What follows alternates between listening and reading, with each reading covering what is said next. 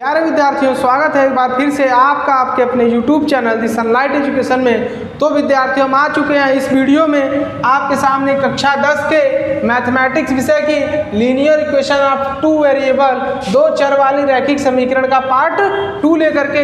Part 1 में हम लोगों ने देखा कि दो लाइन्स को, दो रेखाओं को कैसे रिप्रेजेंट किया जाता है। पार्ट 2 में हम ये देखेंगे टू लाइन्स को किन किन विधियों के द्वारा सॉल्व किया जाता है, अर्थात सॉल्यूशन किया जाता है। जैसे अगर हम बात करें तो इसमें 3 विधियां हैं, यानी 3 मेथड हम देखेंगे। 3 विधियां, 3 मेथड, ठीक है। 3 विधियां 3 मेथड है, जिसमें पहले विधि की हम बात करें तो पहला विधि है विलोपन विधि। विलोपन विधि, अगर इसको इंग्लिश में बात करें तो इंग्लिश में हम इनको कहते हैं एलिमिनेशन मेथड। एलिमिनेशन मेथड ये पहली विधि है दो चर के रैखिक समीकरण को सॉल्व करने के लिए, यानी linear equation of two variable को सॉल्व करने के लिए पहला मेथड है। और दूसरा विधि है यहाँ पे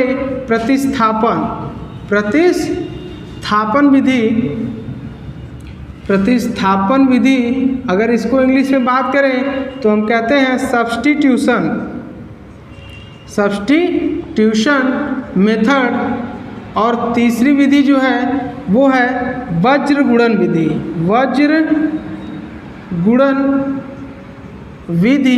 अगर इंग्लिश में बात करें तो इनको हम कहते हैं क्रॉस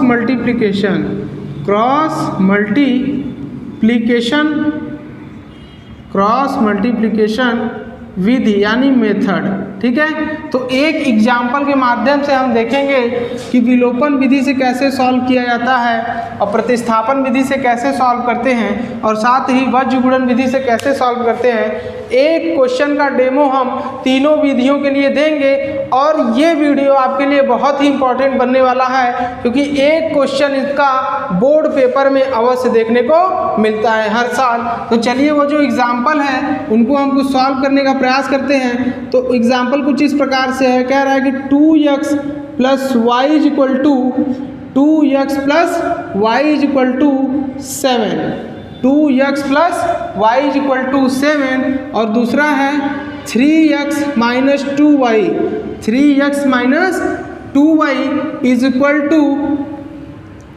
0। 3x - 2y = 0। ऐसा है कि यहाँ 3x ना करके हम यहाँ पे 4x इसको कर लेते हैं। 4x - 2y, अब 4x - 2y = 2 हमें देखने को मिलेगा।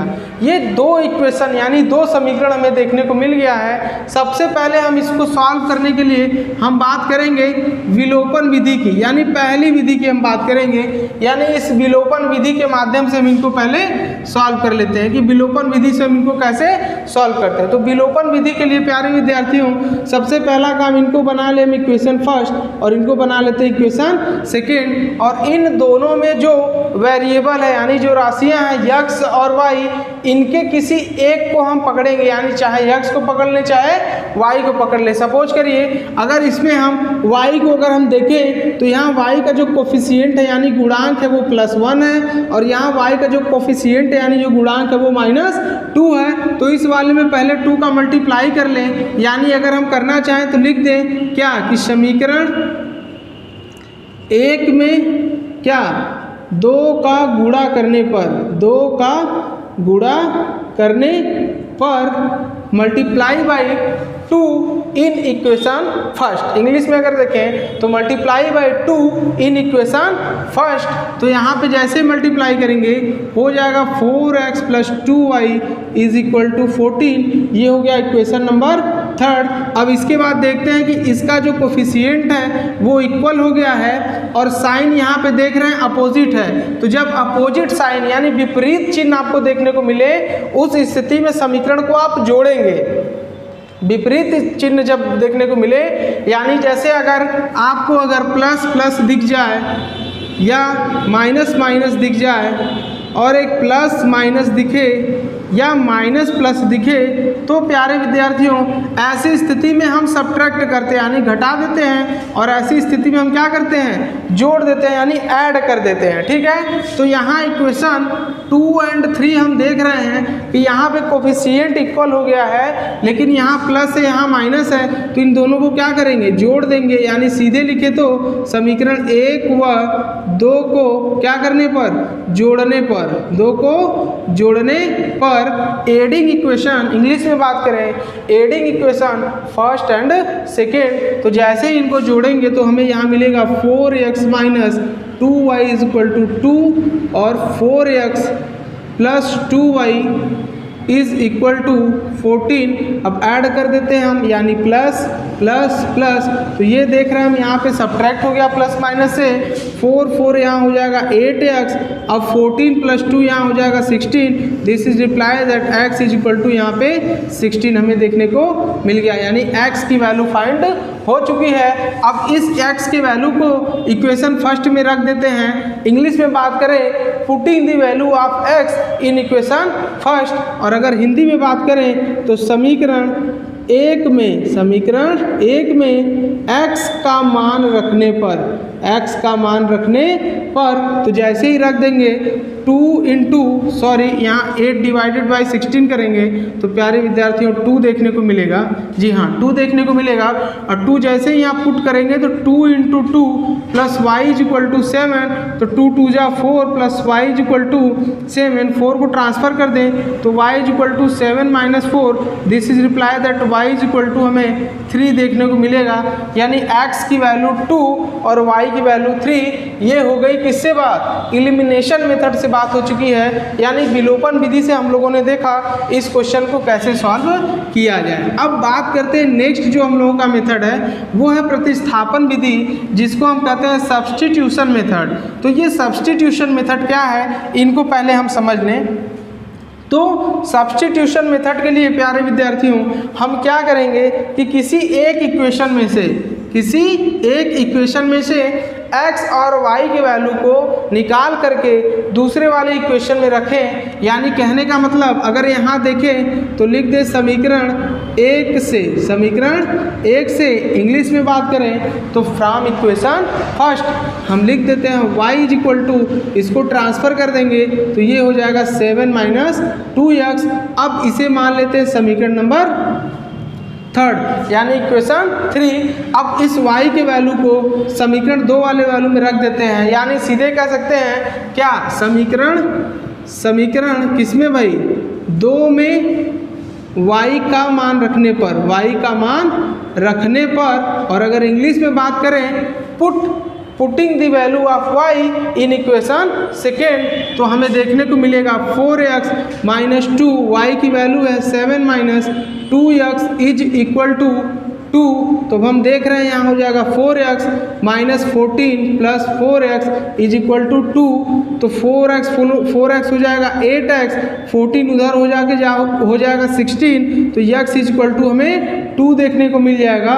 फिर putting the value of x in equation 3, यानी समीकरण किसमें भाई, समीकरण 3 में किसका मान, x का मान रखने पर, तो जैसे ही रखेंगे x की वैल्यू तो y इज इक्वल टू हो जाएगा 7 माइनस 2 इंटू 2, यानी y इज इक्वल टू लिख देंगे 7 minus 4, this is reply that y is equal to हमें 3 देखने को मिलेगा। यानी हमने सब्स्टिट्यूशन मेथड से भी सॉल्व किया तो भी x की वैल्यू 2 और y की वैल्यू 3 देखने को मिल रही है। यानी कहने का मतलब प्यारे विद्यार्थियों एक क्वेश्चन बोर्ड पेपर में फिक्स रहता है, अब वो 4 से 6 नंबर में देखने को मिलता है बोर्ड पेपर में। बात आ रही समझ में? तो अब हम इसमें क्या करेंगे, ये तो बात हो गई किस विधि की, ये तो बात हो गई सब्स्टिट्यूशन विधि की यानी प्रतिस्थापन विधि की।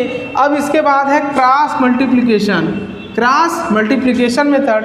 तो क्रॉस मल्टीप्लिकेशन मेथड से इसको हम कैसे सॉल्व करेंगे, तो सबसे पहला काम हमें ये कर लेना है कि इस 2x प्लस वाई माइनस 7 को ट्रांसफ़र करके इज इक्वल टू 0 लिख देंगे, और फिर यहाँ 4x minus 2y minus 2 is equal to 0 right लिख देंगे।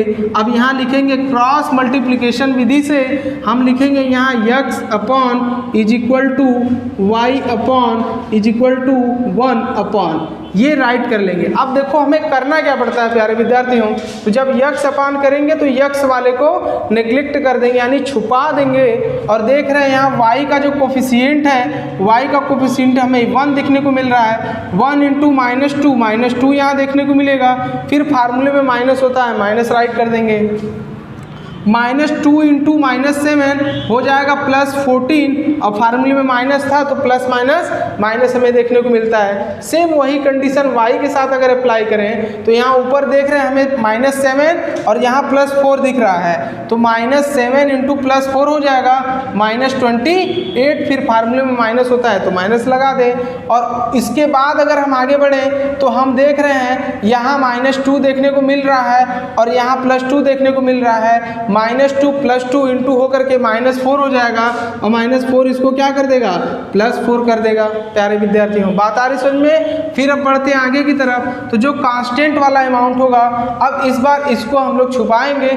आगे बढ़ेंगे तो ऊपर देख रहे हैं +2, नीचे -2, +2 हो जाएगा -4, फार्मूले में माइनस होता है, माइनस राइट कर देंगे।